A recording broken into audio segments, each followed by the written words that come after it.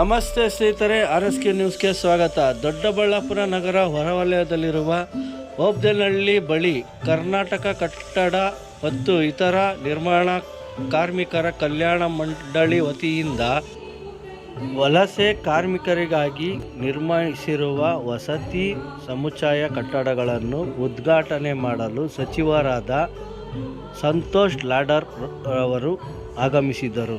ಈ ಕಾರ್ಯಕ್ರಮದಲ್ಲಿ ಮಾಜಿ ಹಾಗೂ ಹಾಲಿ ಶಾಸಕರುಗಳು ಭಾಗವಹಿಸಿದರು.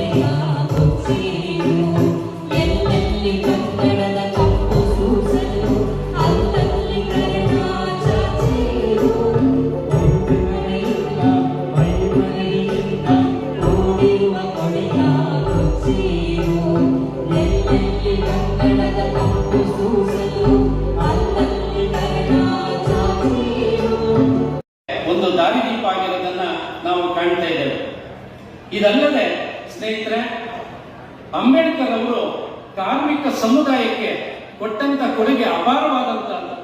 ಯಾಕೆಂತಂದ್ರೆ ಏನು ಕಾರ್ಮಿಕ ಕಾಯ್ದೆಗಳು ಅಂತ ನಾವು ನೋಡ್ತಾ ಇದೀವೋ ಆ ಎಲ್ಲ ಕಾಯ್ದೆಗಳಿಗೆ ಅವರು ಬುನಾದಿಯನ್ನ ಯೋಜನೆ ಅಡಿಯಲ್ಲಿ ಇವತ್ತು 91 ವರ್ಗಗಳು, ಟೈಲರ್ಗಳು, ಗೃಹ ಕಾರ್ಮಿಕರು, ಅಗಸರು, ಚಿಂದಿಯವರು, ಅಕ್ಕಸಾಲಿಗರು, ಕಮ್ಮಾರರು, ಕುಂಬಾರರು, ಕ್ಷೌರಿಕೆ, ಕೇಬಲ್ ಕಾರ್ಮಿಕರು, ಬಿದಿರು ವೃತ್ತಿ ಮಾಡ್ತಾ ಇರೋ ಜನ ಆ ಎಲ್ಲ ವೃತ್ತಿಗಳನ್ನ ಗುರುತಿಸೋದ್ರ ಮೂಲಕ ಅವ್ರಿಗೆ